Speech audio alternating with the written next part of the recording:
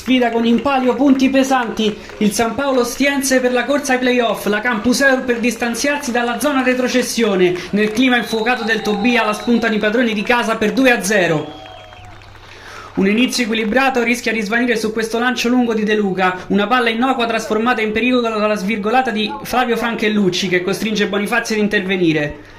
I padroni di casa sono quadrati, non lasciano spazio al possesso del San Paolo. Una palla recuperata innesca Sabba che dal limite si affida al più talentuoso dei suoi, Bigi, che però la manda alta.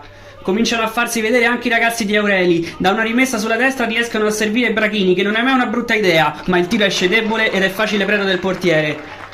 Si va da una parte all'altra, poco dopo è ancora Bigi ad accalappiare una palla rimasta vacante dopo un contrasto. Il 10 si invola senza sostegno ma non ne ha bisogno. Arrivato nell'area piccola si libera De Franchellucci rientrando sul destro e sul primo palo brucia Bonifazzi per l'1-0 di casa. Il San Paolo non ci sta e prova subito a reagire con un corner. Il colpo di testa di Perinelli, ormai fuori dallo specchio con la figura, finisce fuori. Il Campus invece non si accontenta e continua a spingere. Bella azione sulla sinistra, Di Saverio per De Luca che mette dentro. Al centro indovinate chi? Di nuovo Bigi che cerca e per poco non trova il gol di giornata in acrobazia.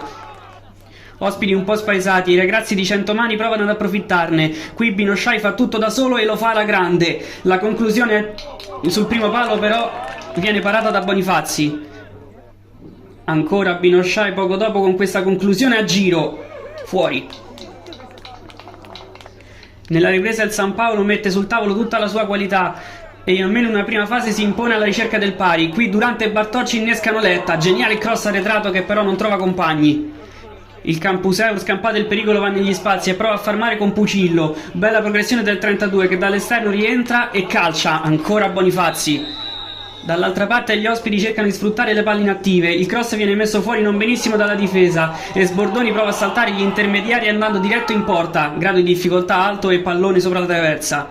Il San Paolo Ostiense a destra soffre, è da lì che nascono la maggior parte dei pericoli. I locali riescono a trovare ancora Bigi che nei pressi dell'area fa quello che vuole. Imprendibile, arriva di nuovo al tiro. Bonifazzi smanaccia e poi Letta è bravo a cancellare il tapin di Binosciai.